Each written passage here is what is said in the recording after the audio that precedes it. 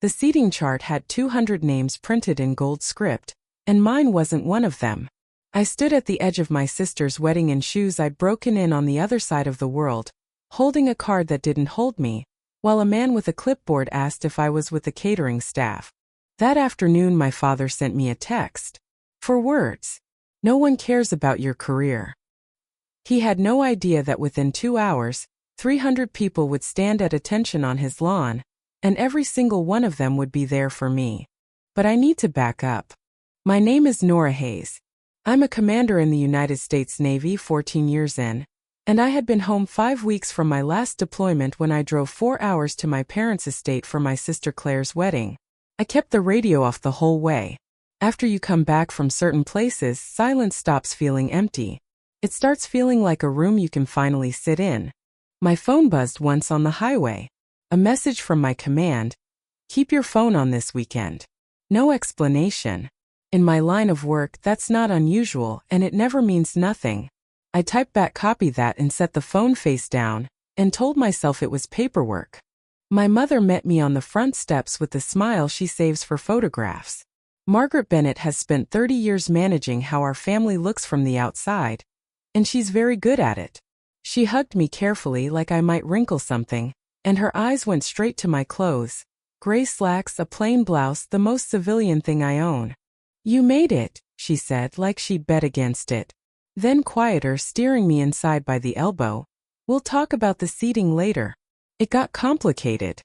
Complicated is a word my family uses instead of I'm sorry. I found out from a florist that I'd been cut from the wedding party. She was checking her list, looking for a 4th bridesmaid. I was told there'd be 4, she said, frowning. My sister has 1 sister. I went and asked my mother directly. She didn't turn around from the flowers. It just got so crowded up front, she said. The photographer said the line looked cleaner with an even number. You're always so busy, honey. We didn't want to obligate you. Then brightening. Could you keep an eye on the gift table for us? You're so good at logistics. I'd driven 4 hours to be handed a table full of envelopes. My father came down the stairs like he was arriving somewhere important because in his mind he always is. Richard Bennett is 62, runs a real estate firm with his name on half the signs in the county, and treats a handshake like a sacrament. He looked at me, did the quick cold math he always does, and decided I'd passed the lowest bar. At least you're not in uniform, he said. Then a couple drifted past, and his whole body warmed. Bill, Susan, come in. This is my eldest, Nora. She does something with the military. Administrative side, I think. Very steady girl. Administrative. I hold a security clearance most senators will never see, and my own father introduced me like I answer phones. I smiled and shook their hands because that's what steady girls do. My grandmother found me by the gift table an hour later. Helen is 84 and has never once managed how anything looks. She took my face in both hands and said, loud enough for the room, there she is. The best of the whole bunch. My mother went still across the room. Grandma Helen pulled me down to her level, and the smile dropped out of her voice. Nora, listen to me. They're keeping something from you. There was a letter. It came to the house. My mother appeared at her elbow, all warmth and steel. Mama, let's get you sitting down before the heat gets to you. And just like that, my grandmother was steered away, mouthing one word back at me before she disappeared. Letter. I stood there with a stack of seating cards and a hum starting under my ribs.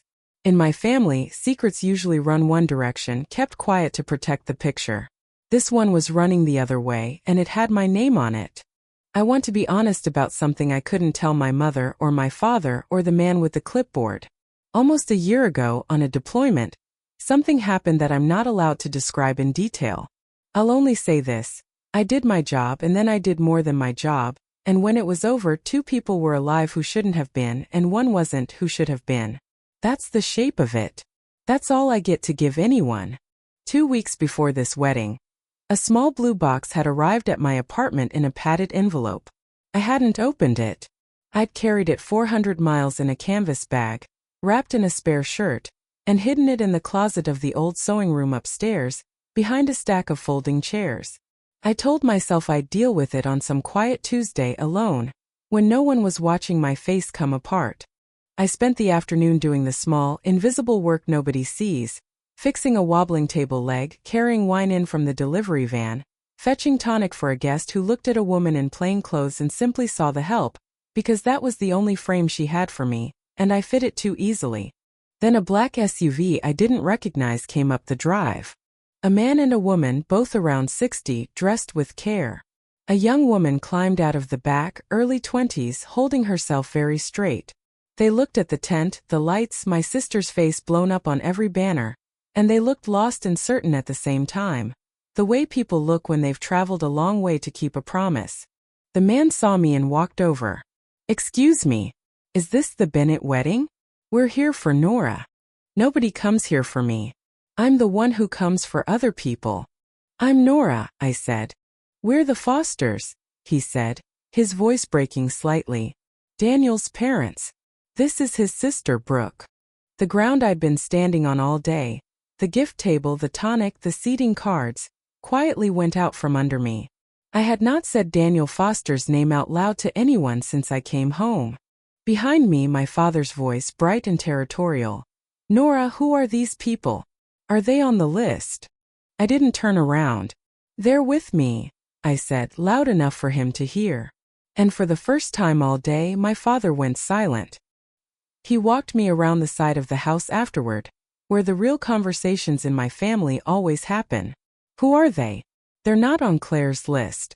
"Strangers, Nora. The Hendersons are here. People I do business with." "They lost their son," I said. "I was there. It matters that I'm here, and it matters that they are." For 1 second something moved behind his eyes.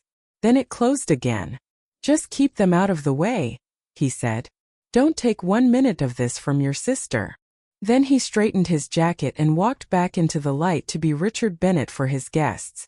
I moved the Fosters to a good table myself, close enough to see the toasts, after my father quietly had them shuffled to the back near the generators.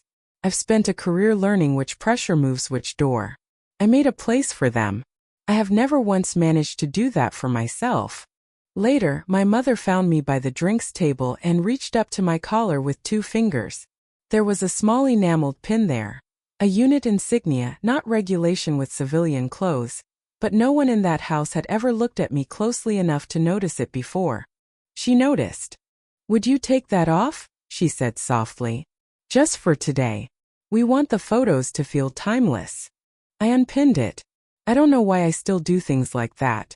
I put it in my pocket and felt like I'd handed away a piece of my own skin. It was near dusk when Grandma Helen caught my sleeve again, gripping harder this time, her voice shaking with something between fear and fury. "I have to tell you before your father does something even I can't forgive," she said. "That letter. Navy return address. The real kind. He took it into his study 10 days ago and shut the door, and when I asked he said it was nothing." She looked at me hard. "I raised that man. I know his lying face better than his true one. It was addressed to you, Nora. And this morning I went looking for it. It's gone. He's hidden it or burned it." My phone buzzed in my pocket. I looked down. A new message from my command, sent 1 minute ago. "Confirm your present location. 1600. I stood there in my sister's garden, holding a phone that had just told me the outside world was about to come through the front gate, with no idea yet that my father had hidden the one thing in that house that could finally tell everyone exactly who I was. A request for your location timestamp isn't something my command sends for fun. In 14 years, I've learned it means someone above you has already decided something is coming whether you're ready or not. Chief Rebecca Sloan found me at the edge of the tent before I could answer it.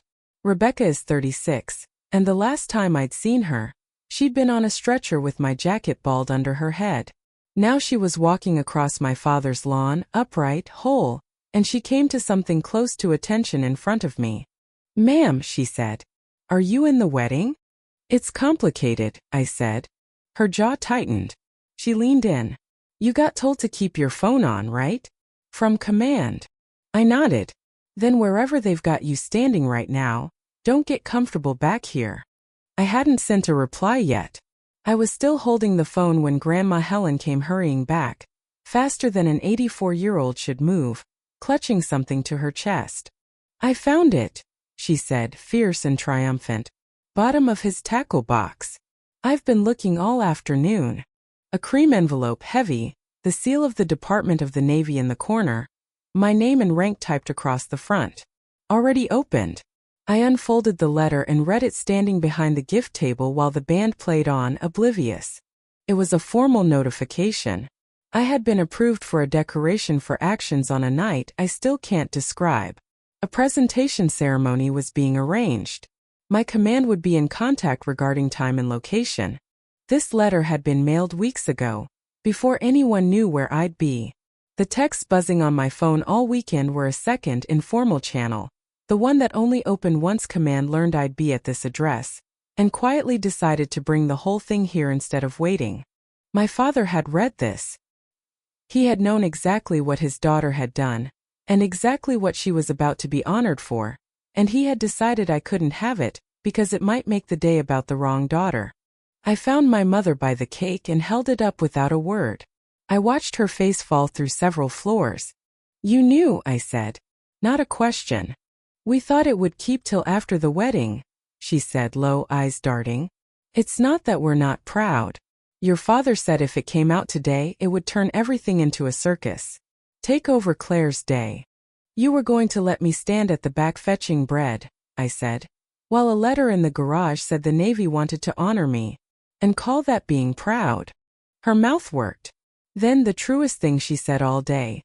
"Your father decides these things, Nora. I just keep the peace." Not a villain.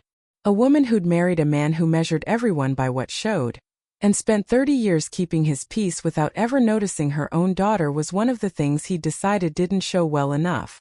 My father was arranging the family photo by the hedges when I found him, letter in hand. He saw it and didn't flinch, which was somehow worse. "It's an official notification from the Navy," I said. "Addressed to me. You hid it." "It's not the day," he said flatly. "This is your sister's day. Not everything is about your career." He said career like it tasted bad. "We'll deal with your Navy business next week. Privately. Like adults." The photographer called for the shot. My father pointed me to a spot half hidden behind Grandma Helen's chair, tucked into the shadow of the hedge, where the frame would swallow me. I went. Old habit. My phone buzzed against my hip. A text from 12 feet away, his thumbs moving behind his smile so no one would see. "No one cares about your career. Stay out of the pictures." I read it standing in the leaves. Something in me, after 34 years, quietly set the account to 0. I walked out from behind that hedge across the lawn, all the way to my car. I put my hand on the door. And I stopped because I understood something I'd spent my whole life avoiding. Every time I'd left quietly before, every slight I'd swallowed and driven home from, I hadn't been showing dignity.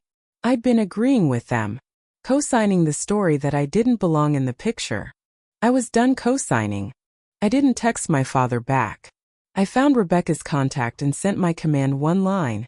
"Confirmed. I'm here." Then I walked back. Not to the gift table, not behind the hedge, to the seats I'd fought to get the Fosters, and I sat down in the picture for the first time in my life. Mrs. Foster took my hand on the tablecloth and told me what had happened on their side of that night, that an officer had stayed at their kitchen table until 2 in the morning and told them only this: "Your son was not alone. There was an officer with him. She would not leave him." They hadn't known my name then. They just held on to the fact that there had been a she. "So here we are," she said. "At the ends of the earth for you." That's when the cars started arriving. Not many at first, then a slow line of dark vehicles pulling up the drive with a precision civilians never quite manage. Men and women in dress uniforms stepped out and gathered on the back lawn, in loose ranks, saying nothing. Just standing. The band faltered. Conversations thinned. My father started toward them, brisk and proprietary. "Excuse me. I think there's been some confusion. This is a private event." One of them turned and said something I couldn't hear, and my father simply stopped talking. He just stood there. "Who?" I asked. "The Admiral." Even then, some old worn-down part of me tried to shrink it. I went to my father one last time. In a few minutes, something big is going to happen, and it's about me and I can't stop it. But let me take it off to the side quietly. This can still be Claire's day. I was offering him grace he'd never once offered me. You've clearly caused some kind of scene, he said stiffly. Tell them to leave. He truly had no idea what was coming. A single black sedan turned in at the gate, and the whole lawn went still. An aide opened the rear door. A man stepped out, silver-haired, unhurried, for stars catching the last light, and a voice rang out across my father's manicured grass, sharp enough to cut through anything. Attention on deck. 300 people went rigid as one body. 200 wedding guests sat frozen, napkins in their laps, nobody daring to move. Admiral Marcus Reyes walked past his own ranks, past the stunned tables, straight to me. He came very slightly to attention himself. Commander Hayes, I'm sorry to interrupt your family's celebration, but some things won't keep. He turned to the whole lawn and raised his voice. I know you came here for a wedding. You'll have it back. But I'd ask you to stand for this. 200 guests rose to their feet because an admiral had asked them to, for me. He read the citation. I won't give you all of it. Some of it belongs to a room with no windows and some of it belongs to Daniel. But my family heard, for the first time in 34 years, standing on their own lawn, what their administrative daughter had actually done. That when the shooting started, she went the wrong way on purpose toward the wounded. That she pulled 2 people out of a place the citation called untenable. That she went back a 3rd time, and stayed with him past the point where staying was survivable, and would not leave him. 200 faces turned slowly from me to my father. They'd all heard him call it her Navy business. Some had seen him wave me to the back, and I watched them do the math I'd done years ago. The admiral pinned the Navy cross to my blouse, saluted, and 300 people saluted with him. Then he held out the microphone. Commander, I think there might be some things that need saying on this lawn tonight. I stood there with 20 years of receipts in my mouth and the whole lawn waiting. I could have read my father's text out loud. I could have ended him in front of every hand he'd ever shaken. Part of me wanted to. Then I looked at Claire in her wedding dress, terrified her reception was about to become her father's funeral. I looked at Mrs. Foster, who'd driven 400 miles the week before her son's anniversary to see honor done, not vengeance. I set the receipts down. Thank you, Admiral, I said, steady, carrying across the silent lawn.